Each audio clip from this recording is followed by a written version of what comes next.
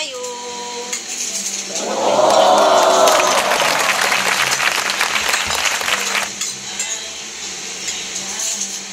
Sarap. Hey guys, magluluto pa ako ngayon ng puso ng saging guys, ng gagataan po. Ito po guys yung saluyo. Mahal naman ng okra na to. 10 piso po yan guys. Ayun guys, magluto po kami ngayon ng puso ng saging. Gusto ng mama ko siya na daw magbalat at i-slice. Kailangan po sa bawasan guys kasi matigas po yan pag hindi mo bawasan.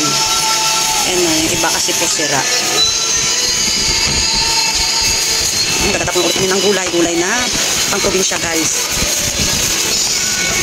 Guys, maliit lang po ang pag-slice guys. Hindi po siya madali lang po maluto. Tapos pagkatapos po niyan, magbawas po kayo sa may gitna. Ayan, tutulungan ko na lang siya guys para mabilis matapos. Puso ng saging. Napakasarap po yan guys, gagugulayin. Ayan, gusto niya tumulong eh. Slice na tayo guys.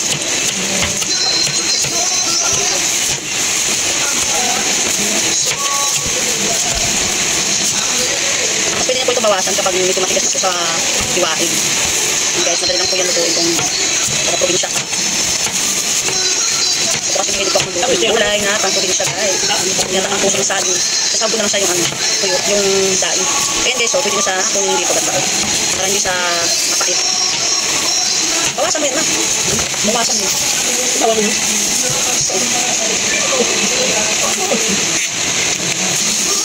Pwede yan ito. Hindi. Dalawa yan guys. Ito na mag-iwa pa kabilis. Pagkatapos po ng iwa, pipigain nyo po guys sa may asin. 2 piga po guys para hindi po siya mapait. Huwag nyo po siyang lagyan ng tubig kasi lang po tapos pigaan. Pakita ko sa inyo guys yung panggabi. Pag naiwan nyo na po guys, ibabad nyo po sa tubig para hindi po siya malitin. Hindi po nakalimutan ko siya ibabad. Ibabad nyo lang po sa tubig. Ayan guys, ganyan po ang paggawa nyo. Pipigain nyo po yan hanggang sa mawala po yung parang kadhat ba yung tawag nyo. Hindi pa ako nakatapos ng iwa guys. Tapos pwede niya po ulitin sa piga ulit. Ayan, nilagyan ko muna siya ng water. Mamaya, wala na po. Asin na lang po at saka yan po sa saging. Banggalit ko ng mama ko. Ayan, nilalagay na po dito sa kagayan. Ganyan lang guys. Tapos ulitin po pangalawa kong piga. Ayun na guys, ito na po ang munggo. Nilalagay ko na po yung puso ng saging. Ayan. Sarang na po natin yan. Lagay po sa munggo. Ganyan lang po guys, pagluto. Kailangan tagaan lang po sa pag-iwa. Kasi ayaw pa rin po yung bumili yung naiwa na. Ito yung makalis lang mag-iwa ng puso ng saging. Kaya lang po ayaw pa rin po yung makaslice na siya. Tatapan muna natin kung sa maluto. Tatapan muna. Tapos nalagay ko po yung pangalawang gata guys. Ito po ang panglaga. Slice tayo ng okra guys. Kapag kayo po magluto ng puso ng saging or ano, matag yun. Labong. Ilalagay niyo po sa luyot guys. Yan o sa luyot. Napakarami. Saka okra. Yan. Hindi ko muna kami magsda ngayon or karne. Ang gagamitin ko po ay ito po guys yung pagsahog ko. Labahita at galunggong. Ay, hindi ko alam kung anong isda ito. Diba, napakasarap po yun guys. Ows! Bigla po nahulog yung cellphone ko. Ayan, mag-slice na po ako ng okra. So guys, yung unang gata. Kunti lang para malapot po yung gata. And guys, mag-start po muna tayo magpiga ng nyug. Ganyan naman lang siya, oh. Yung pangalawang gata, yun pong gagawin kong panglaga, gawin sabaw.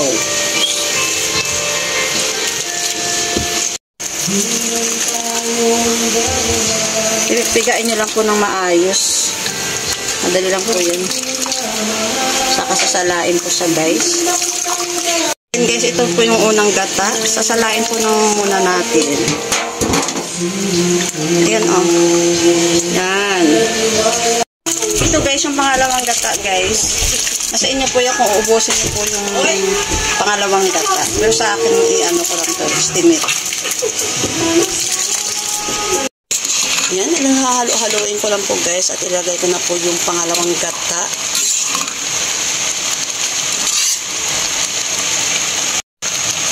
Ito yung gata niya, hindi ko siya uubusin. Lagyan ko na rin po ng loya, sibuyas, at kamatis.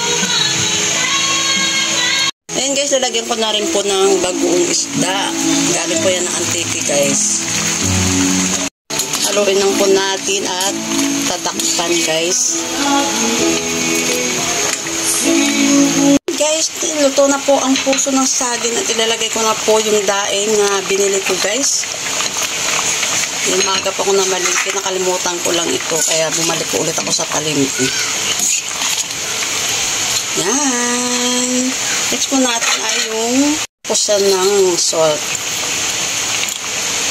Ilalagay ko na rin po yung maliit na hipon guys. Saka yung ilalagay ko na po yung haluan ko na rin ng hipon kasi yung mama ko hindi kumakain ng daing guys. Diba halo-halo na siya. Huwag lang haluin kasi madudurog. Next po natin ay yung okra. Ilalagay ko na po yung okra.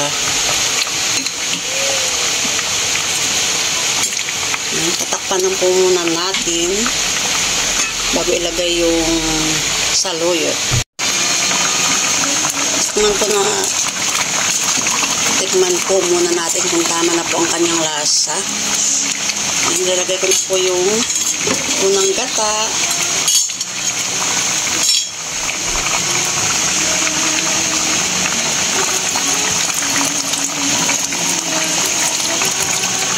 Po natin ang pinakahuli ay yung saluyot guys. Yan, yung mga hindi po kumakain ng gulay yan. Pag yan po na luto nyo guys, napakasarap po yan. Ulit-ulitin nyo po sa pagluluto guys.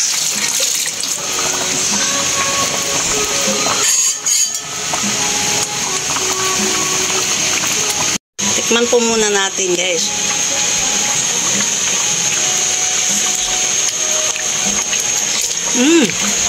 Sarap. Yan, luto na po guys. Luto na ang aming tanghalian. Kain po tayo. Yan, napakasarap po ang ulam po namin ngayon.